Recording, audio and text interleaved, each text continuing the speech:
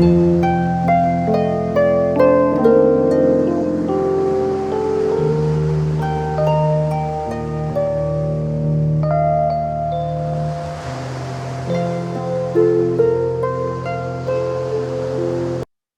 everyone, and welcome to episode 4 of How to Heal. I am your host, MikaLeone-Pettit, and that was Stephen Halpern's Alpha Brainwave Enchantment Music for relaxation and inner peace from his Ocean Bliss CD. You can find Stephen's music at Stephen Halpern Music and on YouTube at Stephen Halpern Music. Stephen will also be here on the fall and we'll share his new projects and his story on his healing music. I've discussed previously on this show our connection to the earth and how important it is to keep that connection in order for us not to get lost in the insanity of our world. A strong connection with the plant kingdom gives us the air we breathe and the nutrients we need for us to function properly in the physical world, which is essential. I did a couple of recent presentations on plant medicine and their healing from an energetic level, and I'm creating a course around this with the benefits we receive from the plant kingdom, which can immediately connect us to nature and the cycles and seasons of our existence. You will also be able to read my recent article around this topic in this month's Herbaria newsletter, which brings me to our guest today, Jessie Wolf Hardin, as an impactful author, ecosopher, ecological and societal activist, personal counselor, graphic artist, musician, and historian, a champion of both human and biodiversity, as well as nature's physical and spiritual medicines. He is the author of over 800 published articles in over 200 different publications, along with 25 acclaimed books, including The Enchanted Healer and The Practice of Herbalism. Together with his wife Kiva Rose, they produced the periodical Plant Healer Quarterly. Most recently, they released the illustrated Hedge Guild Oracle deck and book, providing clarity in our self-explorations and personal choices. They also produced the annual Good Medicine Confluence being held this year, July 16th, through the 18th. So, Wolf, welcome to How to Heal. Oh, what a pleasure to be here with you, Mika. I feel like I've known you forever. Oh, we certainly exchanged enough words. Yes. So please tell the audience a little bit about your journey and what's led you to the here and now.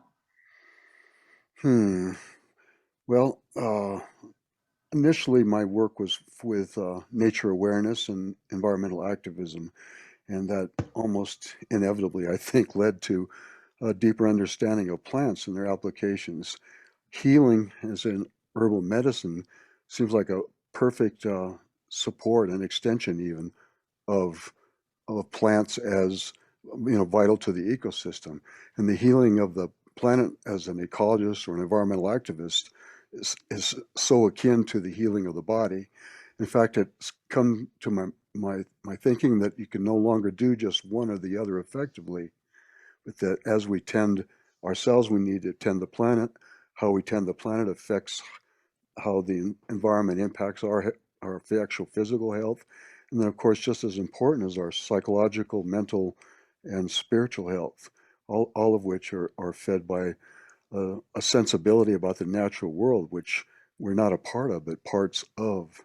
Mm, yes, yes, very nice. And with your background, your extensive background, give us a little bit of your history. How did all this form into what we're going to be talking about today? The magazine, the conference, your Oracle deck. So, did you start off being an artist, or did you start off with? Yeah, tell me Depends your how story. far depends how far we Go back we go go, I guess. go back as far as you feel to tell your story, because it sounds like such an interesting and diverse, I love it. I love it. I'm a very diverse person myself, so I like hearing other people's story around that. Well, I think it does trace all the way back to a nature-loving toddler who was fascinated with everything in life, who never accepted the status quo and challenged everything from the edicts of society to suggestions of my parents. But the one thing they did was to encourage that curiosity and that embracing of new ideas and new ways of thinking, explorations basically, visions that we can then make real in the real world. And I Mhm. was already speaking like that, much to my mother's discomfort by the time I was, just 5, 6, 7 years old, giving unwanted advice and insisting she go barefoot out in the yard and get in touch with her own little girl. Oh, really? So were you the question asker, or did you give her the answers that you already knew? It just depended on if what was needed. Yeah, I've definitely been both. I think it helps to be a lifelong student. It makes being a lifelong teacher so much more credible. Right. And then as a teenager, I ran away, not because I wasn't supported in the work I was doing in my life, my dreams, but rather to engage things on a more visceral level, to find challenges. I hung out with street people and activists and thugs and bikers and street performers and all, just basically everybody at the fringes of the American reality, which is where I found it most stimulating. That's where I got new ideas and new input rather than what was being regurgitated endlessly. And so I took my hard knocks and my greatest inspirations living right there at the edge. And I still think of my wilderness life in that way because it's at the edge of the known and the beginning of the unknown. That's where adventure and magic happens. Right. Wow. So you started your journey pretty early. By a teenager, you were pretty much into activism and you were just out there doing it. And Yes, as back as that, yes, yes. yeah, is that where you got into being a musician too? Did you start early in music as well? Yes, started out as a drummer in Venice Beach, California, in fact, and then moved from that to doing spoken word. Long before there was rap, there was my hippie spoken word, and on behalf of spirit in the natural world, and busking for a living, living underneath bridges, and then gradually segued to what was more or less a vision quest, or at least a quest of finding out more from others about how to be who I am and to do what I feel called to do. I mean, I went on a pilgrimage basically to see people like, Sun Bear and Ralph Metzner and Alan Watts and Barbara Moore, the writer of The Great Cosmic Mother, and all the people who had influenced me through their written word back Mhm. before internet, the written word, and Right. to see them in person and to ask them the questions that came to my mind that weren't answered in their books and their lectures. And that was probably 3 years given to that before I made a final, what I turned out to be a final move to the wilderness of New Mexico. And now it's been here ever since. And how long has that been for you? Just Well, on this particular piece of land, it's 42 years now, which wow. dates me and makes me look silly for still acting like a little kid playing in the river. But We're all kids. We're all kids. yeah, Yeah, and it sounds like you're using your inner child very well. And is that where you started to grow plants, and you and your wife started to get really into herbalism after you got the property? yeah, it was almost immediately. It was a matter of rewilding, which wasn't medicinal herbs in particular at the time. It was looking at a place that looks fabulous. I mean, amazing. I mean, to have to describe it at least a little bit, it's 7 river crossings from pavement is the land we ended up purchasing. I Wow. had no money to buy it with and sold the engine out of my traveling school bus art gallery so that it had no engine and parked it there in order to cover the down payment to start this adventure. I had no idea how I was going to make any of the payments because I had no money on reserve. But the feeling that I got there was incredible. I mean, first of all, the scenery was amazing, and secondly, that was having something touch me like a new, like a love affair affects you, and it's beyond logic and rationale. This person just draws you so much strongly, Right.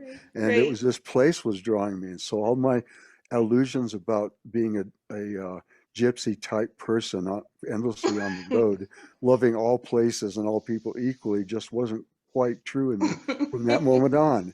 There was one place where I needed to be, not just wanted to be, And while I still love all the other places I've been, that's a place I actually planted my roots in. And so much of the gifts that I've given to the world through my writings and recordings and music and stuff has been because of what that place is providing. And that's Wow. it's so intense.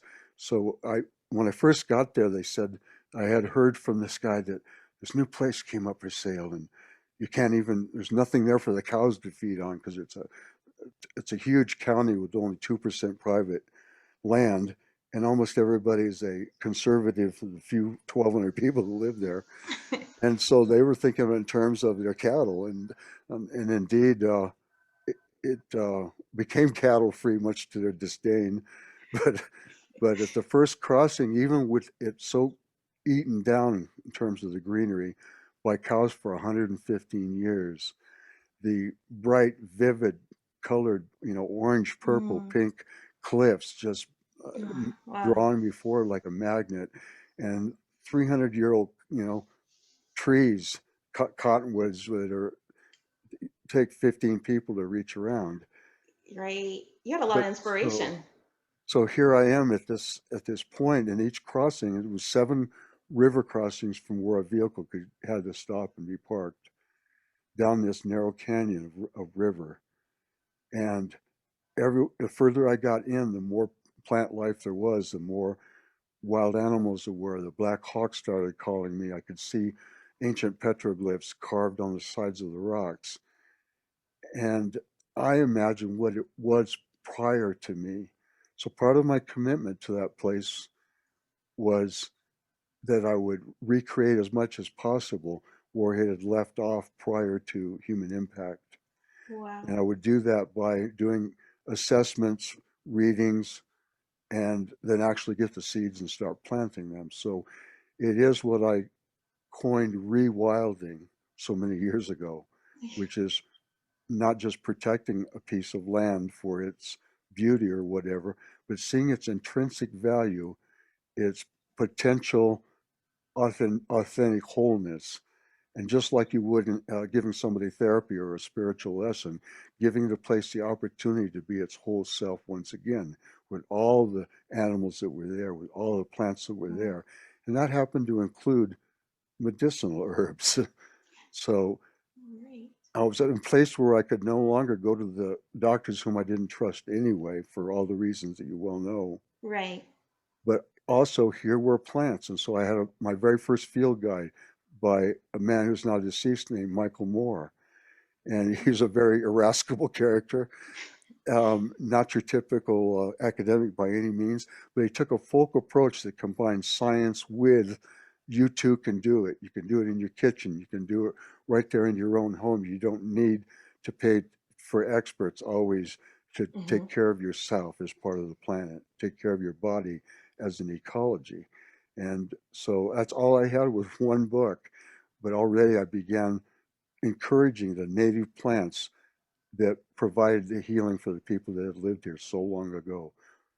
It'd been 1,000 years since the Mogollon peoples made that their most sacred place for their rituals.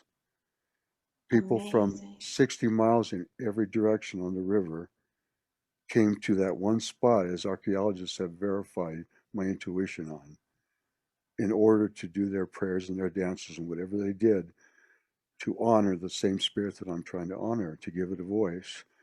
And so for 1,000 years, it had been all by itself, protected just by its isolation. And now with humans becoming, even in an isolated place like that, more and more of a, through their cattle, through their hunting, more and more of an impact, I felt called to resume in some way, as humbly as I can, that job of guardianship and caretakership, which ended up providing me with spiritual and artistic inspiration at the same time that I gave my all and still give my all to a place. It is amazing. And so you and Kiva are making medicines from this place as well? Yeah, well, for years we did. Now we make them for other people. We did as bare medicine herbals, but our work as communicators has taken over all of our spare time to where, not I shouldn't say spare time, just taken all of our time. And And because of that, because of being champions of herbalism as a practice and art, and champions of the plants, is that there just hasn't been the time to make it for others anymore. We still make a lot of our own from the native plants that grow there, and we are given gifts of or trade for uh, great preparations from people all over the United States that support the work we do. So we still, all of our health is still based on, predicated on plants and what they can provide. We don't use a regular practitioner, and and at the same time, the plants are healing our body. They're endlessly providing us with what we need to continue this work in the face of all the distraction and the obstacles and the social polarization. It's a constant reminder that not only can it feed our bodies and make our bodies more well, but it can make us well in the ways we need to give back to each other and to the world. Exactly. It connects us naturally back to a more homeostasis or a balance with with nature, just even being around the plants and having it in your life. I was going to ask you that about your day to day with your family and the plants and that being a part of your life on a daily practice, and I'm sure in different ways. And is that how Herbaria and Plant Healers magazine began? Yeah, well, Kiva was having such an impact on people just by people we would run into and talk to, and her obsession and passion about plants was so such would infect people to such a degree Oh yeah. that it just made sense to me that we find teaching opportunities. Well, living as where we do in New Mexico, we're about as far from being convenient as we could get in terms of people coming to a large, bringing us to a large event. And I mean, we're talking all the way to the East Coast at that time in order to attend and teach at a conference of any size. Mhm. So I suggested we start one. So even before Healer Quarterly, we initiated an event with zero experience or knowledge about how to do that, and that's we're now in our 11th year. And then And it with Confluence was named something else before. Was the name it, different? yes, it began. It's had a few incarnations. Okay. I'm told for branding's sake we shouldn't do that, but it began as the traditions in Western medicine. It was traditions in Western healing. It was about the traditions of Appalachian Hill people and Native Americans and the hoodoo practitioners, all how that was not only credible but a vital uh, set of understandings that are Mhm. native to this place, that belong to this place, that are part of this culture of this land, at the intersection of land and culture. And so, yeah, it's let's see, where was it going with that? It's all the names, the name change. Oh yeah, Hmm. so I guess the contrast was with the East because the only attention that the herbalism was getting at that time was largely decredited back in the early 90s.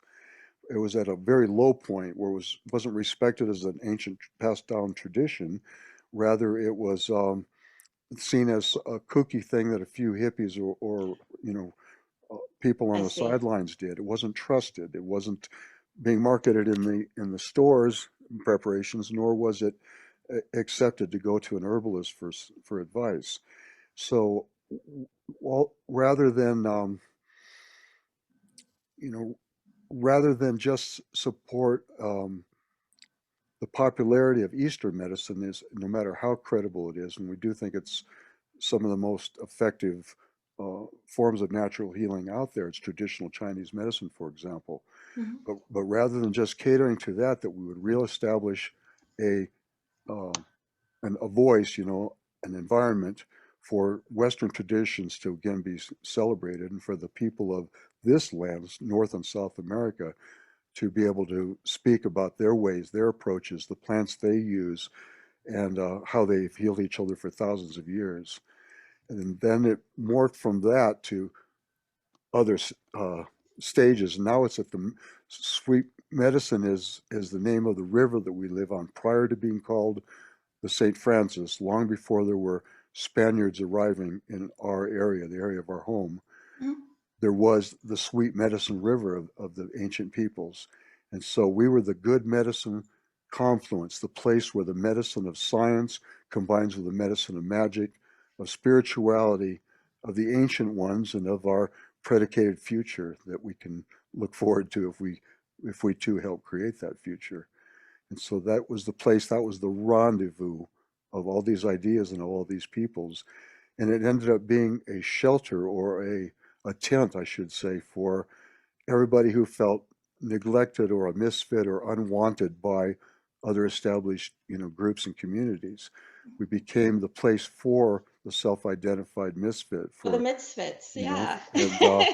and the people to celebrate being different, and so now they're coming together, even though it's under the auspices of the study of plant medicine. It truly has become this coming together of people to celebrate the fact that, oh my God, there are other people, if not like me, there are other people that are also, edge dwellers, that are also unique, that are celebrating their differentness, that may have been tread upon by society in any way, shape, or fashion. But there they can feel like they can be themselves, not just safely, but embraced, celebrated. It's a place to dance who you are, no matter who you are. And that's so much more than just herbalism. Oh my God, Wolf, that is awesome. And we are going to talk more about that. We're going to take a quick break and we're going to come back with Jessie Wolf Hardin telling us about the Good Confluence and telling us a little more about his work that's coming up. And we'll be right back. We are all here to do something specific and unique to our original blueprint. Soul contracts can clear up questions you have about yourself and others while putting you on the right path that is uniquely yours. It speeds up the work of self-development exponentially and gives you practical tools for daily living. To learn about or experience a soul contract reading, go to www.MikaLeone, that's MikaLeone.com, and get your free 15-minute consult to find out if a soul contract is right for you. Welcome back to How to Heal. I am MikaLeone-Pettit, and I am here with Jessie Wolf Hardin, amazing artist, activist, counselor, musician, historian, and so much more. So, Wolf, please tell us more about the Good Confluence and that's coming up. The beginning. What was the first year on that? You there, Wolf? Hello, yes, it's the 11th, it's the 11th year now. The 11th year, so that would be 2010 it started. 2010, and then 2 years later, Plant Healer Quarterly launched as a way for all those teachers to be able to reach even more people through a digital magazine. Now, do you have any teachers that have stayed with you the entire 11 years? Yes, there are indeed, and in fact, there's a core of loyalists and troublemakers and stargazers, I'll tell you, and it's been pretty wild. Jim McDonald, Paul Bergner, Matthew Wood, and Dara Saville, Rosemary Gladstar. There's just been so many people that have be, entered into the plant healer experience and then just became a vital extension of it, became, spokespeople and members of this wild tribe. And you sound like you have a big family now. That's how I felt when I found you guys back in the end of 2019. I found you guys and I felt that way. I felt it was very warm, all the pictures, the invites, the pages. You want to tell us a little more about, and I noticed how you mix in a little of the plant magic in with the pictures. Into the magazine? Yeah. Uh-huh. Yeah, it's probably being a graphic artist and a musician. It's my whole thinking is always aesthetic, and I can't even imagine, civil disobedience action without it being beautiful in some way or other, involving costumes and dance and song and a revolution we can dance to. And it's the same with a publication. I can't imagine words, no matter how valuable, inspiring, fact-filled, whatever, that aren't brought to life ever more so by some kind of graphics. So we work in paintings from classical to modern fantasy artists, and we work in photos that are not just accurate pictures of an herb or a plant for identification purposes, but rather they capture the soul and the spirit and the beauty of each of these wondrous beings. So it's a great pleasure to put that together every 3 months. I bet. And also too, and you have big, long, I mean, amazing articles for people to read around plant medicine and different aspects. You want to talk about different topics that come up in your magazine? Yeah, it's for people wanting in depth. We have a monthly that's not so much so that's shorter pieces, but Hmm. in this world of Twitter and short attention spans and all the things we hear about on National Public Radio down there in the wilds, in spite of all of that, there's a thirst for in-depth combination of personal experience, personal inspiration, research, fact-based research, and practical sensibilities of how to apply that in the real world, how to actually fix bodies, of how to actually add to the healing of mental health, contribute to a sense of self and role. And so putting all those things together into one package, that requires a lot of words. So we have anywhere from 4,000 to 15,000, up to 30 Hmm. page articles. But the reason for that is for those who are into plants and personal healing in a deep way, or the healing of communities and of spirit, who basically want to recreate a new ethos, create a new mythos for the world, that this is the place to go and immerse oneself in all that these different teachers and writers have to give. And it's a great pleasure to be able to do that. Exactly. And now that leads us into the Confluence because some of these teachers are also going to be at the Confluence this year, which is going to be held online July 16th through the 18th. So you want to talk a little more about the Confluence Yes, and every and how year it's it's evolved over the years? Yeah. Oh, yes. Every year's been a little bit different, but as I was talking about earlier, but at the same time, it's been this core sense of people gathering to be around their people, as well as gathering around this love for green beings. And so they're looking to change society and change their lives, as well as to change how they approach dealing with wounds or, stomach problems or any of the myriad other human ailments. Mhm. And so it's this amazing gathering of human beings who have brought about an evolution of what kinds of topics are brought in. So now there's not only the clinical skills needed to treat people, there's not only the herbal profiles, but these intense plant walks where people go out and engage the different plants in various areas. There's been these people who are medicine makers of new ways of creating medicine and new ways of combining it and getting amazing new effects. Mm. People like yourself who aren't just introducing the healing powers of plants, but also the healing powers of the rest of this Gaian earthen being. Amber being as much a reflection of plant spirit, hardened Yes. into Yeah. this Yeah. And gem. resin. Yeah. Turn it into a still gem, res- right? it still represents and vibrates like a living being. And so Hmm. finding other healing modalities that are not strictly herbs, not limited to herbs, but they're part of this medicine kit that we need to make ourselves and our community better places and better people. Very nice. And I will be teaching there. Yeah, two classes. One is on the amber, like he was saying, for and intriguing about the magic and the health throughout the ages of the amber, and also essential oils and their emotions, using essential oils for mood management and life enhancement. Because a lot of people do not realize the impact their emotions have on their daily lives, and it's pretty much about 90% of our daily activities that we naturally do are subconscious. So Hmm. your emotions play a lot into that mood management and how you manage those. So yeah, those will be the two classes that I will be teaching at the Confluence this year. And I'm also having a ticket giveaway at the beginning of July, and you can go to the website. It's MikaLeone.com, and join the newsletter to be entered into the drawing. And you want to tell a little more, Wolf, about anything that's coming up this year that they may be interested in Well, at the Good Confluence?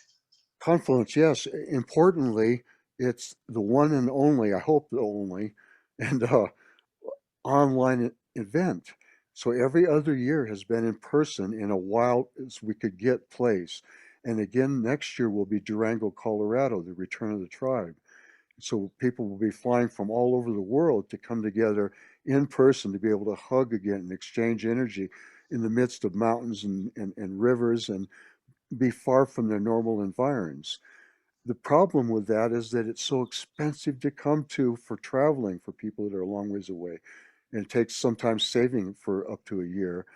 And whereas there's 6 classes per time slot in a real live event like next year's and every year before this, registrants had to choose which was the most important for them and miss out on the other 5.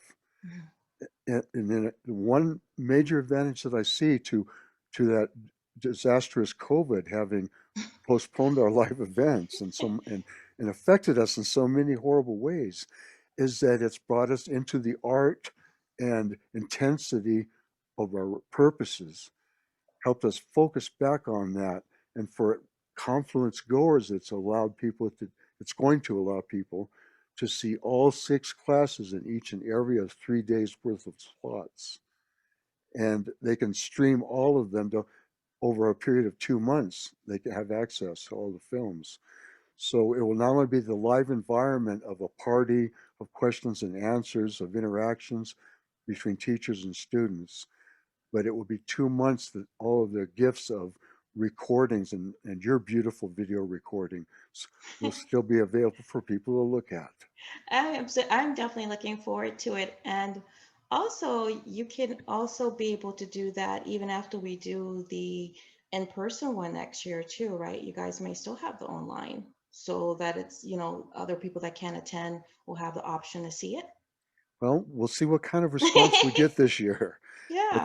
It's digital. There's a lot of people that say they're tired of digital. There's others that say they've been craving to come and be a part of something this exciting, but couldn't do it before, and this is their opportunity. So, as always, the Plant Healer Tribe will determine what we do because we do this work for you. Very nice, Jessie. I am so looking forward to it. And again, you guys can go to get in the giveaway for the July 16th through 18th, Good Medicine Confluence. And it's going to be, you can go to my website at MikaLeone.com. And also too, you can hit Plant Healers. You can go to Jessie's site and just go to the events page. Is that correct, Jessie? Planthealers.org and the event page? Absolutely, they can connect to everything there. They'll also get a chance to sign up for the free monthly herbaria if they like.